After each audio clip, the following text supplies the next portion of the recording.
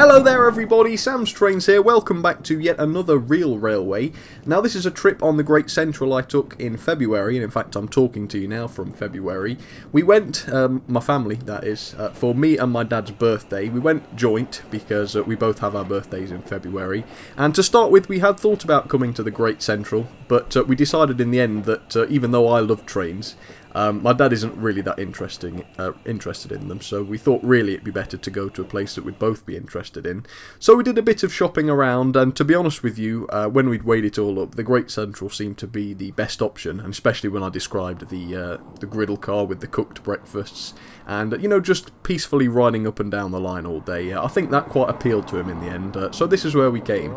Anyway, this is a little bit of a whistle-stop tour around Rothley Station, I think it is, and really nice it was too. This really is a beautiful station. If I had the power to create something as beautiful as this in model form, I'd be very lucky. But I'll try one day, I might be able to, who knows. I'll practice. Anyway, at Rothley Station, there's not a lot there, but there is this little garden railway. Now, I have seen this before, but I'm not sure that I've ever filmed it and put it on YouTube before, so apologies if I have, but I don't think I ever have. Anyway, there's these lovely little shunters running around. I think they're diesels, aren't they? It looks to be. With little consists of goods trains and things. Really quite interesting just to see them run around, and of course, it's a lovely little layout. Really nice to see, I think. I like the blue one personally. It's a very impressive scale. And this was quite an interesting poster. I believe this is the viaduct, which was a Midland Railway viaduct, I think, which is on the Monsell Trail, and you can still go and see the viaduct today. And in fact, on the left side of it, there is a big tunnel which you can still walk through today. So a very interesting place to go, the Monsell Trail, if you've ever been, or if you haven't, go check it out. Yeah, right, I'm up on the bridge at Rothley. I think it's Rothley. You know, and all the excitement, I don't really know where I'm at, but yeah, this should be the Crab.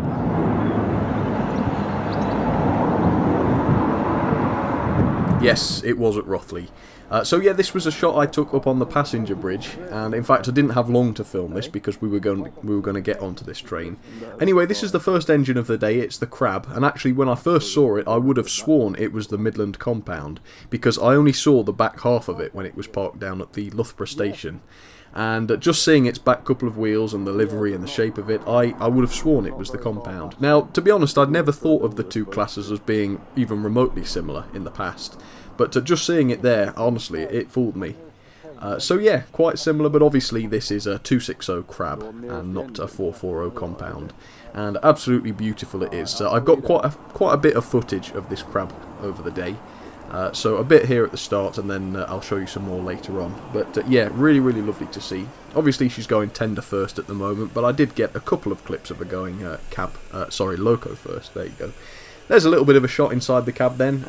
And all the crew seem to be having a really good time. They're all laughing and joking, so yeah, really nice atmosphere. And there she is, of course, in that absolutely gorgeous, glossy LMS maroon.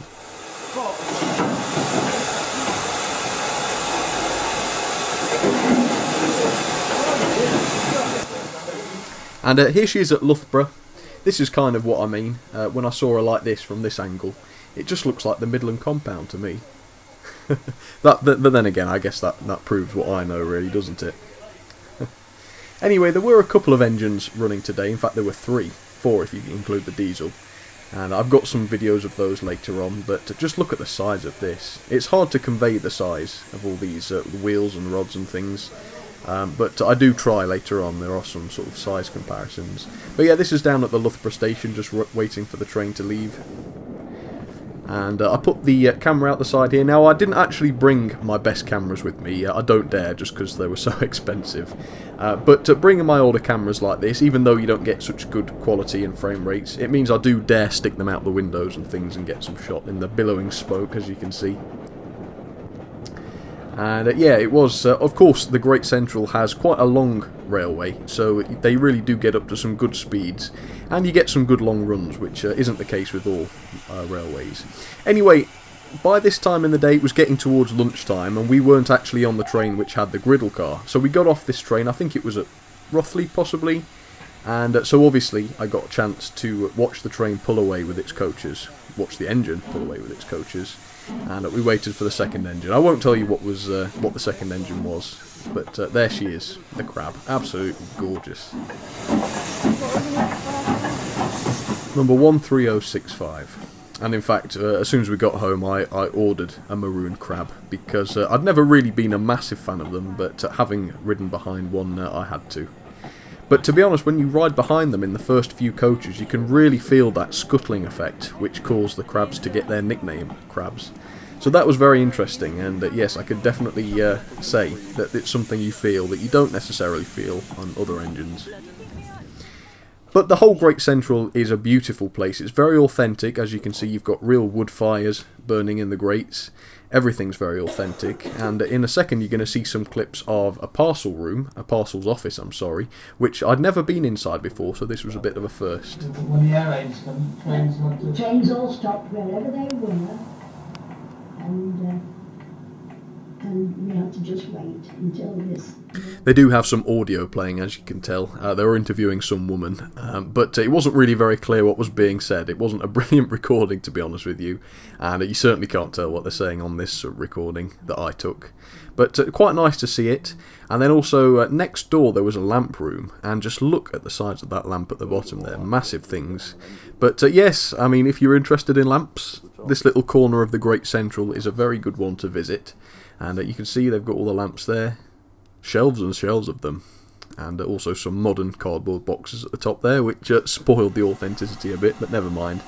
Anyway, here's the other loco, and I was really happy about this. I had no idea this would have been here, or the crab for that matter. It's of course the L&ER B12 8572, a beautiful 460. And here we are riding behind her now, I think. And as I said, it was the B12 pulling the train which had the griddle car. And they do a fantastic meal there. Full English breakfast with all the bacon, the potatoes, tomato, toast, fried bread, everything you can think of. Very, very good, and good value too, to be honest. I think it was about £6 something. Bit of a shot of the insides there, the guts of the B12, because of course the cylinders and things are on the inside. Anyway, enough about breakfast and things. This was down at Loughborough. You could have seen the reversing rod there. Decoupling from the train, where she came in tender first, and then she goes round a little loop back to the front of the engine, well, back to the front of the train, I'm sorry, where she'll carry on, loco first, right to the other end of the line. But there she is, and yeah, this was the first time I'd ever seen the B12, and obviously because the only thing I'd really seen in the past was photographs and models, the size of it was really quite something. I wasn't, well, of course I was expecting it to be big, but you never realise quite how big until you've seen one. So yeah, very impressive that was. And here she is a little bit later on, coming into the same station, but on the other side of the platform. Well, the other platform, you would say. Again, coming in tender first, because they don't really have much chance to turn around, although I think they do have a turntable at Loughborough, but it's not something they can use, you know, as part of the service. As far as I know. Well, they didn't. Not when I was there. So here she comes in tender first, with quite a long consist of coaches, actually. This was definitely the bigger train of the day. So yeah, it was a shame she was coming tender first, but, you know, it's a B12. That's what I was thinking. I was just thinking, you know, it doesn't matter. It's gorgeous to see.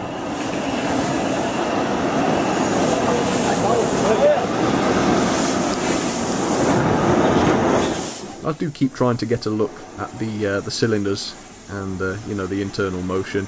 I do actually get a bit of a shot of it working later on. I don't know where I put that in. I might put that in now.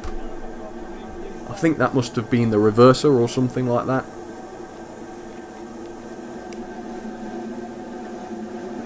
Anyway, this was the train being uncoupled from the loco, so that once again it could go around the little loop and join the front of the train again. Quite difficult manual labour, this looks like. It's quite a bit of faff to get it uncoupled. But there we go, there's a little shot of the internal workings there. Quite nice to see. And there she goes again into the distance, and I quite like this shot because you get all the smoke and she sort of just disappears behind it all. Yes, very elegant. And from here you can see the sort of cone shape of the wheels towards the axle. It's quite interesting, that is. I suppose that maybe a decorative thing, and it may also help to distribute the weight along the wheel, make it stronger. But yeah, a beautiful thing, isn't it, the B12? And of course, very glad to have seen it in LNER green. Anyway, time for a little look around the sheds then, and here's some 31s. Well, this isn't the sheds, is it? I particularly like that livery, by the way, that sort of brown one. There was something quite similar at the Nîmes Valley. And it looks like there's a 37 or something like that right at the back in the grey. Very nice to see. Anyway, let's try and figure out what some of these locos are then. So that one at the front looks like an 08, 13101. I think that's a safe bet. Then you've got the 8F, of course. Very, very beautiful, that one. And behind there, getting a bit too far away, is the IVAT Class 2, I think, which is very lovely in a BR green. And then I recognise this one, of course, that's the 9F that I drove this time last year, or in February last year. Been renamed Leicester City, it looks like. Then you've got another Class 2 back there, which might be a standard, and then also a Southern 460. Could be an N15, an S15, or a Lord Nelson. I think last year I did find out, but I've forgotten now. Big boiler there, looks like it's from some sort of, possibly an 8F, possibly the Black 5 or a Standard 5. Quite a few boilers and smoke boxes.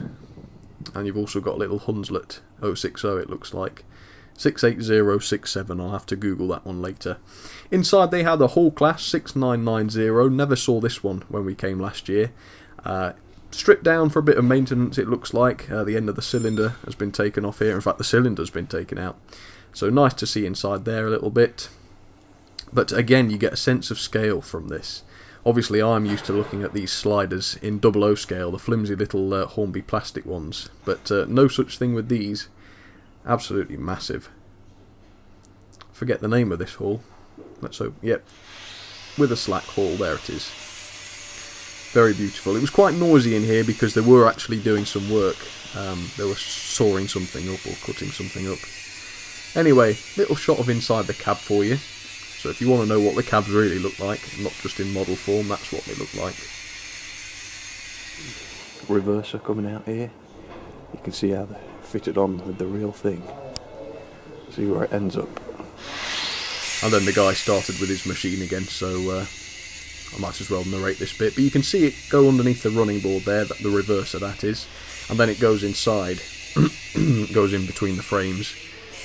So presumably though it will lead down to the cylinders, which are down here of course, and that's where all the timing and things is affected and controls the direction.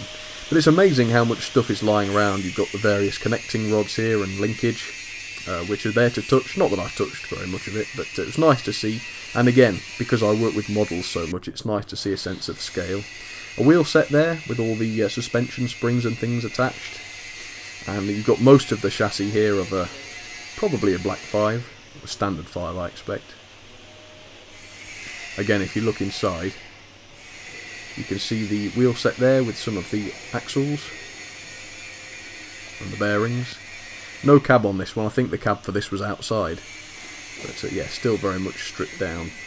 And then if I turn around, you can see one of my favourites. I think this is a West Country class. Yeah, won't be a Merchant Navy, will it? 34039, does anyone know the name?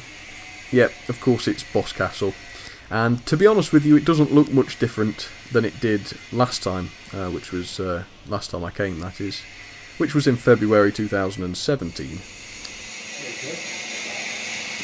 Got the reverser intact though, look. It goes all the way down. Little shot of the guts there, but yes, still very much stripped down. I don't know really how the progress is going on that. Sprung buffers. Sadly not. Here's a little shot of one of the Robinson 280s. I think that would be the 04, wouldn't it? Again, that one's not moved from where it was last year. So obviously the NRM still haven't granted permission to get that thing overhauled yet, but never mind. Anyway, this is a shot from the end of the shed. You've got what looks like a Standard there on the left, Standard 5 that is. There's the hall again. And then on the right, I would hazard a guess at saying that's a Black 5, although it's hard to tell when it's stripped down, but it has got the smoke box door open there. So obviously I couldn't resist trying to get a shot of the inside of it, but the floodlights weren't on, so you didn't see much.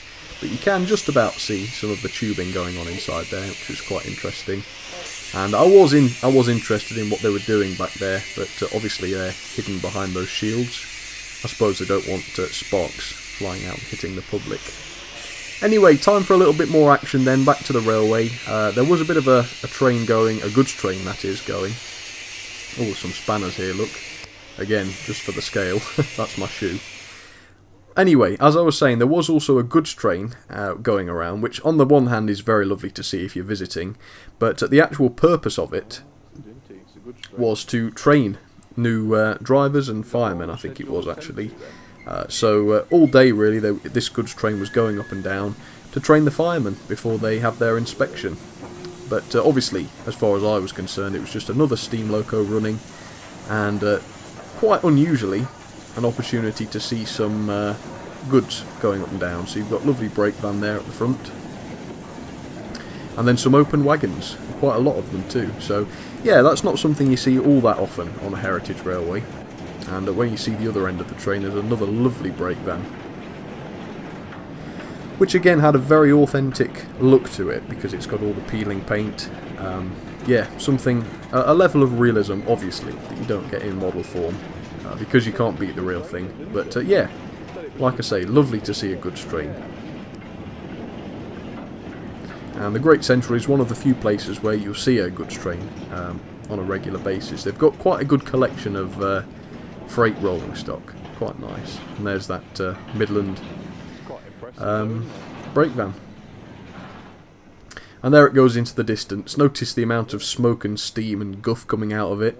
For a little engine it was producing quite a lot, and it's even more apparent when it goes under that bridge a little bit further down. But again, quite a nice effect with all the open wagons there, something you don't really get with coaches, so I felt quite lucky to have seen that. But I don't know how often they do it. It sounds like they do this sort of thing quite often, training and such. There she goes, look at all that. Anyway, as promised, let's show you... Oh, hang on, there's one more shot yet of the Jinty.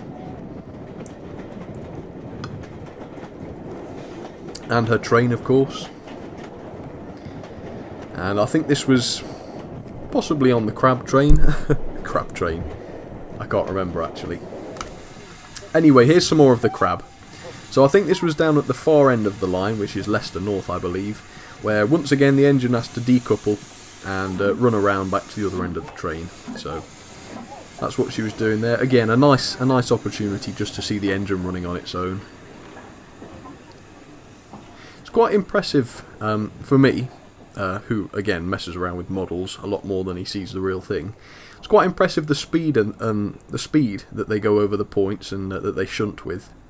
Because you're always led to believe, of course, that it's super duper slow and super careful. But as you can see, it's fairly quick, which surprised me. I'm not saying it's anything unusual, but yeah, it's something that struck me anyway. Fair bit of speed going up there. Anyway, I dash down to the other end of the train before it arrives, so that I can film it coupling up. And there was a guy in front of me here. I think he knew I was trying to film because he kept getting in the way. He was contorting into some odd positions, as you can see, to try and get in the way, I think. Yes, the positions he managed to squeeze into to cover up my camera was quite amazing, so I moved in the end, as you'll see. But, so here comes the crab. Again, looking absolutely beautiful. And it wasn't too busy. It was a Sunday just after the Winter Gala. This wasn't actually the gala. And so it wasn't all that busy, so really there wasn't a lot of people in the way. Not that it matters, but it was quite easy to get some nice shots, is what I'm saying. It was nice to have it pretty much to yourself, really. Never a problem getting seats on the train. In fact, most of the compartments were completely empty. So we had our pick, really. And this is the crab now pulling up to the water tower, and in fact they did fill her up with water at this point. This is back down at Loughborough, and this was them filling up. I did actually get a bit of a shot of them there, filling up the tender there with water, which is quite nice to see. Of course, it's an essential part of running a railway.